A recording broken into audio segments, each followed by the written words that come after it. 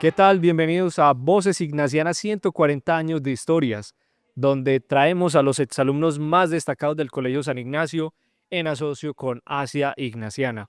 Hoy tenemos el gusto, y en este mes de abril, a propósito del cumpleaños de Fernando González, tenemos la compañía de Gustavo Restrepo Villa, egresado del año 88. ¿Cierto, Gustavo? Bienvenido. Así es, Daniel, mil gracias por la invitación y encantado de estar otra vez en el colegio, claro. Bueno, Gustavo mencionaba a Fernando González porque Gustavo es el director académico y cultural de la Corporación Fernando González Otra Parte, ese lugar icónico en Envigado que pues ha sido referente cultural incluso de este municipio.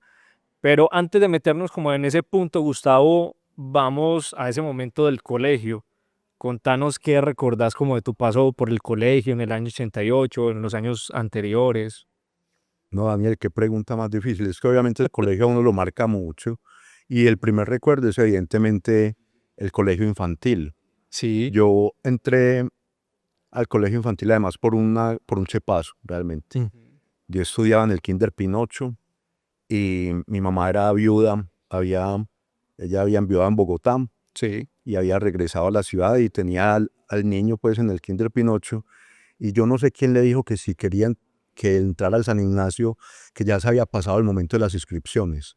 Entonces no contamos con la ayuda de doña Ida, que era la rectora del Kinder Pinocho, la esposa de Leonardo Nieto, Sí. que entre paréntesis ellos fueron los creadores de Versalles, que es un lugar muy importante en la historia del nadismo y por ende tiene que ver con la historia de Otra Parte.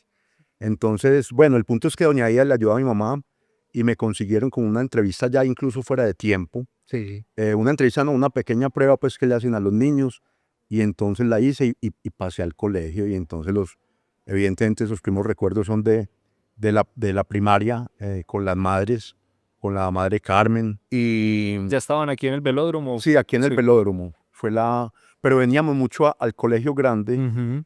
a ver cine. Sí. Entonces, eso también lo marca a uno profundamente. Venir y ver cine en ese teatro tan bello y luego, no, pues imposible contar toda la historia del colegio.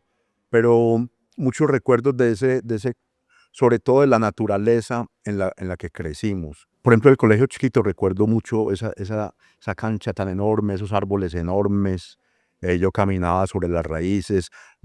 Uno jamás va a olvidar con quién aprendió a leer y a escribir, eh, todo ese proceso de la primera comunión fue también muy bello y ya pues en el colegio grande, eso pues fue una aventura llegar a este colegio que realmente es grande Ujú. y no sé, hombre, hábleme, simplemente para no alargarme voy a mencionar a un profe que también es importante en la historia, el profesor Oscar López, profesor de literatura, que fue una influencia grande yo ya era lector pues desde niño, pero el profe nos ayudó como a que eso fuera más firme, esa pasión por la lectura. ¿Qué empezaste leyendo vos? ¿Recordás? Es que imagínate que como ya mencioné que mi madre enviudó, Sí. entonces llegamos a Medellín y llegamos a vivir a la casa de los abuelos. Y un tío mío se había casado por esos días, Mm. entonces yo llegué a la pieza del tío que se había casado, Ujú. que la compartía con otro tío. Sí. Entonces yo llegué a una pieza, a mis 4 o 5 años, llegué a una pieza llena de libros. Y no solamente llena de libros, sino llena de colecciones infantiles, juveniles más bien. Entonces yo crecí en una pieza llena con los libros de Julio Verne y otros por el estilo, detectives, de aventuras, y como mi tío estaba leyendo todo el tiempo, fue un gran ejemplo para mí también. Y además mi mamá también estaba leyendo todo el tiempo porque empezó a estudiar periodismo en la Universidad de Antioquia. Entonces yo crecí en una casa en la que había 2 estudiantes de periodismo de la Universidad de Antioquia, una casa llena de libros y terminé siendo lector. Pero muy bien, desde chiquito apasionado por la lectura y qué bueno que todo ese ambiente se propició para esto. ¿Vos cómo recordás esa comunidad estudiantil de ese entonces cuando estudiabas aquí en el San Ignacio? Yo creo que no nos tocó la mejor época y eso es difícil decirlo, pero esos años 80 fueron muy pesados, fueron muy duros, fue una época muy dura y para mí no fue fácil realmente. Además porque pues mi personalidad ha sido tímida, Ujú. he sido tímido, entonces para mí no fue fácil la socialización nunca con todos los compañeros que la mayoría eran más sueltos y más extrovertidos, más tranquilos y yo siempre he sido como, y no es que no tuviera amigos, yo he tenido muchos amigos en la vida, y en el colegio he tenido grandes amigos hasta el día de hoy. Pero para mí no fue fácil esa vida social que implicaba el colegio, nunca lo ha sido yo, porque ya pues, la vida me puso en una situación en la que he tenido que conversar mucho y en la que he tenido que socializar mucho, y eso me ha soltado un poco. Pero realmente no fue fácil para mí el colegio, eso te lo tengo que decir. Sí. Y a propósito de esos amigos, ¿cuáles todavía conservas del colegio? No quiero mencionar nombres, Ujú. porque son muchos realmente. Ahora, no es que hable con mucha frecuencia con ellos, pero ellos saben quiénes son y que los quiero profundamente, y ellos a mí también. Es más, yo soy como muy ingrato con muchos porque me felicitan en el cumpleaños o de vez en cuando me llaman. El ingrato soy yo lo reconozco, pero son muchos y muy buenos amigos. Bueno, ya hablaste más o menos entonces que el profesor como que más admira es Oscar López o En uno de sus. especial, sí, Sí. porque también es injusto cuando uno menciona nombres siempre va a olvidar a alguien. Ajá. Yo por eso solo quiero mencionar a uno, que es el profe Oscar López, por ser el profe de literatura, un profe con el que conversé recientemente y a quien le estamos debiendo ese homenaje que es muy merecido, porque no solamente, porque nos inspiró a muchos, incluyendo a un ignaciano del que hablábamos ahora antes del programa, que es Pala, Sí. el cantautor que ha sido tan premiado, cantautor y poeta.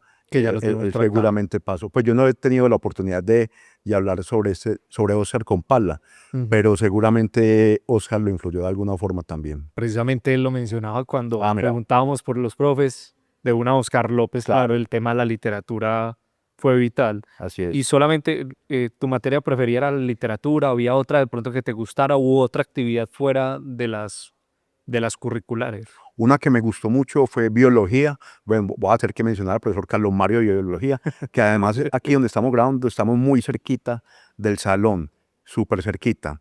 Ujú.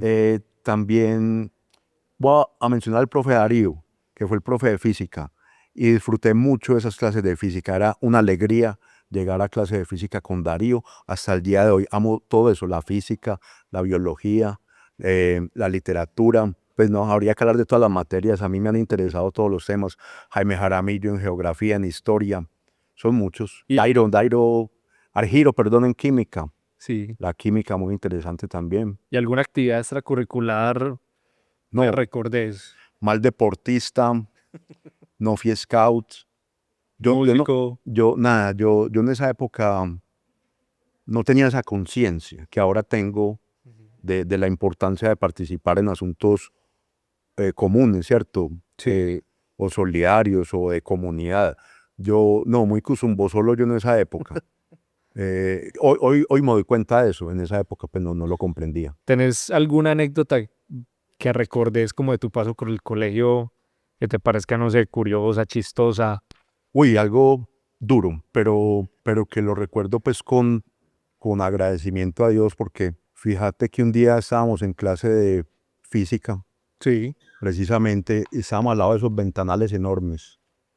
Y entonces, bueno, ahora antes de empezar a grabar también estábamos hablando de otro compañero, de Noreña. Y Sí. entonces estábamos en clase y en la mesa de adelante estaba Noreña, pero Noreña se sintió mal. Entonces le pidió permiso al profe Darío para salir de clase, y el profe le dijo que claro. Entonces Noreña se levantó y se fue. Al momentico, segundos, uno de esos ventanales se desprende, enormes, y me cae a mí en la cabeza, pero no me atraviesa el ventanal, sino que el ventanal rebota y cae justo en la mesa de Noreña, y ahí se vuelve pedazos. Entonces nos salvamos los dos, ¿sí ves? Ujú. Si Noreña no se siente mal, hubiera habido una tragedia ahí. Y eso es algo que recuerdo pues con susto, pero con mucho agradecimiento. Y algo bonito, hombre, también hay un recuerdo lindo, y es pues son muchos, es que si vos preguntás eso, Sí. Se abre el abanico. se abre el abanico. Algo bonito, fue algo muy conmovedor, y fue que a un profesor que queríamos mucho también, al profesor Mario, no sé qué le pasó, si le robaron la motico, qué pasó, pero en todo caso él necesitaba una moto. Y entonces se hizo una colecta de todo el colegio, una colecta pública, y se hizo un acto muy lindo en el teatro de entrega de la moto al profesor. Eso fue muy, muy emocionante para él.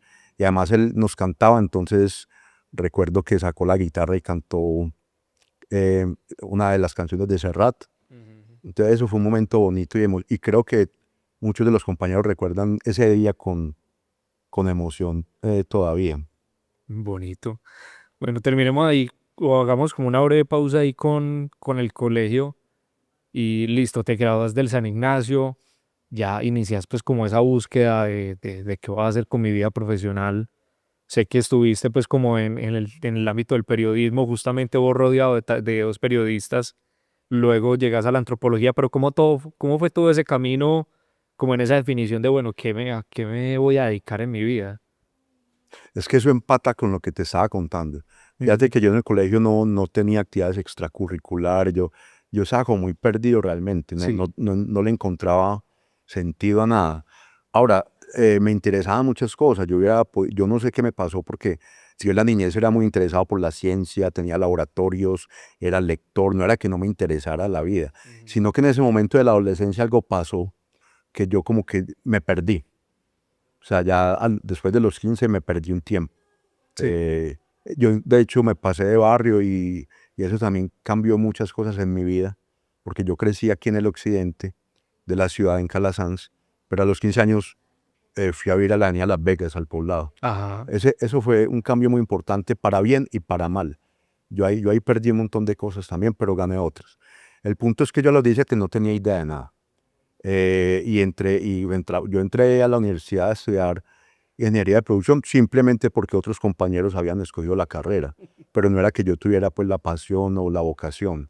Ahí estuve, yo fui buen estudiante en el colegio, ujú, buen estudiante en el sentido de que no perdí año ni nada, pero tampoco era que fuera el más estudioso. el más Eh, destacado, el- ve. el- el- yo tengo esa fama de que sí, pero Ujú. yo sé que no era el mejor estudiante. No, me iba bien, pero no era que yo pues llegaba a la casa a hacer tareas con mucha alegría, no. Eso, eso es más leer que hacer tareas. Yo no le entendía al profesor José Carlos que decía que uno tenía que seguir estudiando en la casa y yo le decía, está loco, pensaba yo. Eso es lo que yo hago hoy todos los días, seguir estudiando en la Sí, casa. O sea, uno va aprendiendo. Bueno, yo salí muy perdido, sin vocación. Entré a esa carrera, fui pésimo estudiante el primer año en la universidad, de hecho me echaron de AFIT. Ahí como buen vago fui a estudiar inglés al Colombo. Después me volvieron a aceptar en AFIT, ahí sí me fue bien. Entré a administración, que tampoco era mi pasión. Simplemente yo entré, ni siquiera recuerdo por qué. En todo caso, en ese contexto empecé a leer a Fernando González. ujú, Esa fue mi universidad verdaderamente. En el año 91, iba a cumplir 20 años cuando empecé a leerlo. Esa sí fue mi verdadera universidad. Entonces, al tiempo que cursé esos 5 semestres de administración en EAFIT, estaba leyendo a Fernando González. Y ahí, por una casualidad, resulté estudiando en Estados Unidos. O sea, eso no fue algo que hubiéramos buscado. A mi mamá le resultó un trabajo en Estados Unidos. Simplemente un día llegó y nos preguntó a mí y a mi hermana que si nos queríamos ir. Le dijimos que sí, porque el ambiente en Medellín en el 91 y 92 estaba era pesado. invivible y había gran riesgo de muerte y asesinato. Y entonces esa propuesta llegó en el momento perfecto.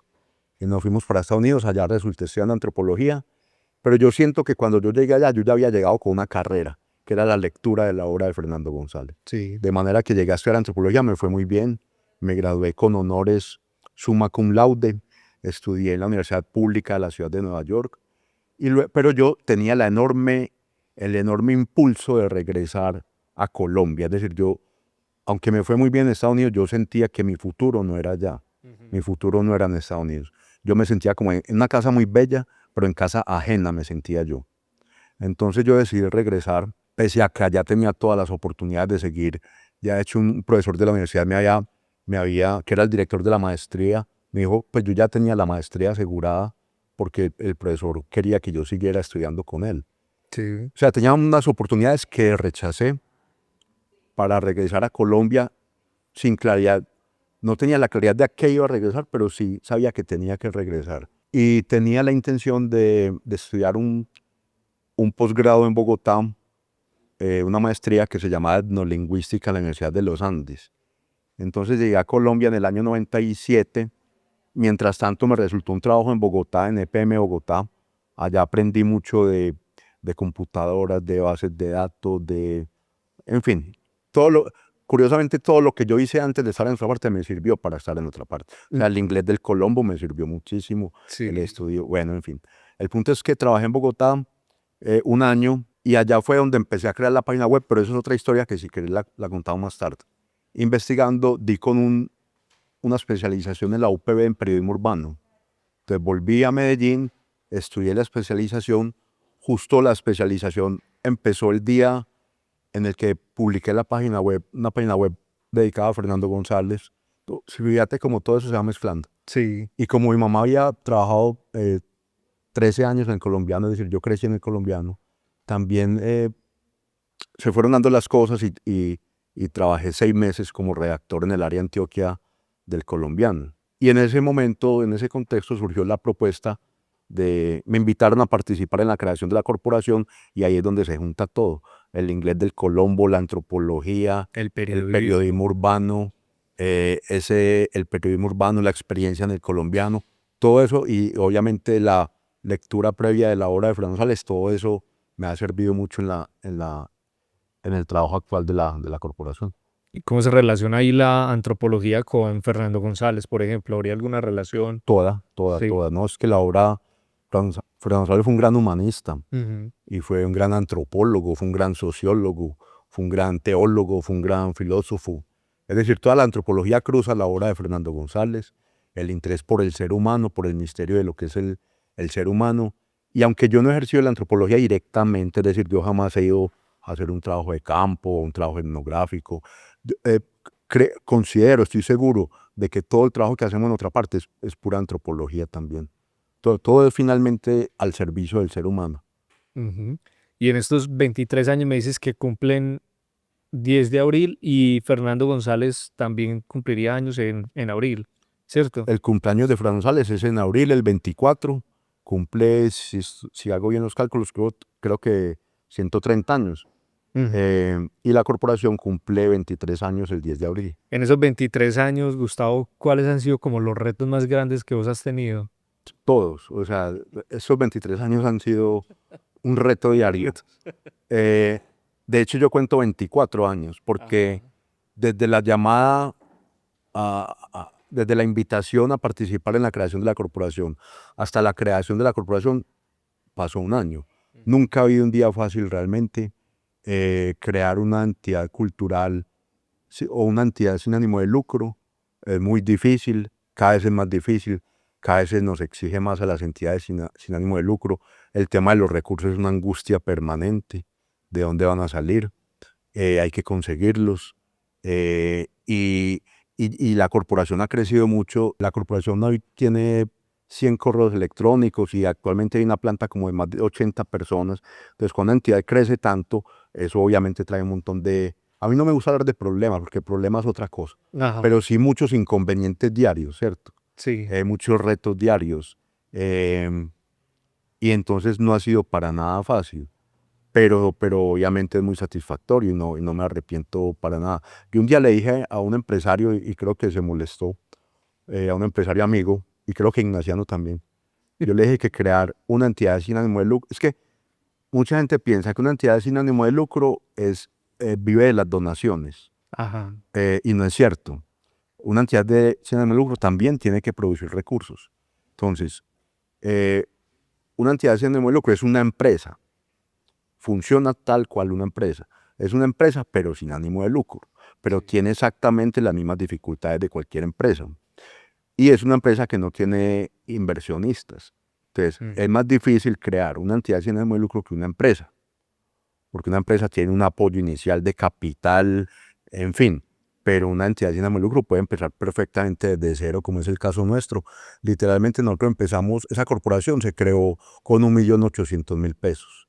Ya hace 23 Eh, años, sí. y entonces crear una entidad sin ánimo de lucro y sostenerla sobre todo es más difícil que sostener una empresa. Y bueno, ya pues un logro en sí es mirar la corporación pues como está en este momento, la locación, pero ¿cuál decís vos en todo tu trayecto en estos 23 años que ha sido tu mayor logro en otra parte? Hay que aclarar obviamente que no he estado yo solo, ¿cierto? Uno siempre trabaja con gente. Ahora, en los primeros años yo sí estuve solo en el sentido de que yo era el único empleado, pero no era que estuviera solo del todo, o sea, estaba trabajando Sergio Restrepo muy cerca, muy de la mano todos los días conmigo, ahí estaba la junta pendiente, había amigas y amigos que nos apoyaban, ¿cierto? Uno nunca hace las cosas solo. El mayor logro es haber cumplido el sueño de los hijos menores de Fernando González, de Fernandito y Simón. Mira, ellos vivían muy tristes porque la casa estaba cerrada. La casa estaba cerrada desde más o menos desde mediados de la década del 90. La casa le pertenece al municipio de Envigado desde el año 84 y se abrió como museo en el 87. Duró abierta 5 años, hasta el 92, se cerró, entró en un periodo de intermitencia y esa es la tristeza de la familia, ver la casa cerrada cuando ellos precisamente lo que habían querido era que fuera una casa abierta para la comunidad desde la década del 80 y vieron que eso no se estaba cumpliendo. Entonces, durante un viaje a Chile que hicieron Fernando y Simón, Simón fue un hombre muy reconocido en Colombia porque fue gobernante de San Andrés y Providencia. Entonces mucha gente hoy lo recuerda desde esa época, de la época del 80, del 90. Fue además un gobernante sui generis, muy diferente a los gobernantes a los que estábamos acostumbrados. Bueno, entonces ese era el sueño de ellos. Durante un viaje a Chile, conocieron un centro cultural dedicado a la memoria de Gabriela Mistral. Es una escuelita alrededor de la cual se construyó un centro cultural y ellos dijeron, esto es lo mismo que hay que hacer con otra parte. Entonces regresaron con ese proyecto de Chile, pero Fernandito se enfermó por esos días. Le decimos Fernandito para diferenciarlo del papá. Se enfermó y entonces se suspendió el proyecto y entonces Fernando murió el 10 de abril de 2001, de ahí que el aniversario de la corporación sea 10 de abril, porque se escogió el aniversario de Fernando para crear la corporación. Entonces, cuando murió Fernandito, en 2001, ahí Simón dijo, ahora sí hay que crear la corporación para difundir el legado de Fernando González, para mantener abierta la casa como museo y para convertirla en un centro cultural de proyección internacional. Entonces, con ese sueño se creó la corporación. Ya Simón había concebido el Parque Cultural Otra Parte. De hecho, cuando 2 meses antes de crear la corporación, se hizo una socialización con la comunidad ahí mismo en la casa. Y ya Simón, en febrero de 2002, mostraba unos planos que hizo con la ayuda de su amigo arquitecto Carlos Echavarría Vallés. Ya tenía unos planos de lo que él consideraba que podía ser el Parque Cultural Otra Parte. Bueno, se creó la corporación y Simón murió al año siguiente. Entonces, para responder tu pregunta con claridad, ¿cuál es el logro? Haber cumplido ese sueño. Porque una cosa es soñarlo y otra cosa es que sea hoy una realidad. Una cosa era decir, vamos a tener el Parque Cultural en 2002 y otra cosa es que en 2025 ya sea una realidad. Algo bonito de todo este proceso, por ejemplo, antes de empezar a grabar, vos me decías que pues, Otra Parte es un referente. Fíjate que cuando abrimos la casa, yo atendí al público durante los primeros años, 5 o 6 años. Sí. Yo atendía a los visitantes. Y entonces la gente decía, pero como la casa había estado cerrada durante muchos años, existía esa percepción de que la casa estaba cerrada. Incluso estando la casa ya abierta. Entonces recuerdo que una vez alguien en el salón de la casa, adentro, me dice, pero qué pesar esta casa cerrada. Y le decía, pero no usted no está adentro, pues está abierta otra vez. Pues esa percepción, Sí. calculo yo, duró como 3 años. La gente decía, qué pesar la casa cerrada, qué pesar. Todavía abierta la casa, eso se demoró durante 3 años. Ahora creo que, ahora creo que nadie duda que pues ya la casa está abierta. Está supremamente abierta. Exactamente. Ese es el logro, haber cumplido ese sueño de la familia. Yo creo que si Simón viniera hoy, estaría muy contento con lo que hemos hecho. Gustavo, ¿y cómo crees que influyó la educación que recibiste en San Ignacio en lo que sos hoy como persona, como profesional, lo que haces en Otra Parte? Yo no sé decirte exactamente cómo, pero sí es claro que el colegio influye mucho en uno. Me doy cuenta porque una compañera ha sido muy cercana al padre Alberto, por ejemplo, que fue ignaciano, a otro artista que fue ignaciano y pues llevamos muchos años trabajando juntos y ella ve algo muy parecido en los tres y eso es del colegio, ¿sí ves? Ahora, ¿qué es? No sé decirte qué es, pero sí es algo que queda. Es un sello. Es un sello extraño, misterioso. Por ejemplo, ahora mencioné al profesor José Carlos, si no me equivoco era José Carlos Jaramillo. Entonces él nos decía que había que estudiar en la casa 2 horas. Yo me reía interiormente, decía, no, eso es imposible, que yo llegue a la casa a seguir estudiando 2 horas. Y ya sabías más de dos. Y yo ya estudio más de 2, 3, 4, entonces yo lo recuerdo a él permanentemente. También recuerdo también recuerdo que nos decía que no podíamos ser mediocres, y yo no le entendía eso. Em, Ahora sí lo entiendo, ¿sí ves? Es que uno sigue aprendiendo después. Si uno pone atención, así uno no entienda o así uno se burle, Ujú. pues así uno no está de acuerdo, uno con el tiempo va pillando esos detalles. Ujú. Em, Muchos, todo eso va llegando con el tiempo, si uno pone atención, pues. Gustavo, si te volvés a esa época donde estabas en el colegio, si tuvieras, no sé, pues hablando como en un mundo paralelo, vos ahora devolverte al Gustavo niño y adolescente, ¿qué le dirías? Que estudie más, que no se aburra tanto en clase, porque a veces se aburre uno. Yo recuerdo que de pereza esa guía. Todavía estudian con guías. Todavía Yo creo que ni sabes qué es una guía, o sí.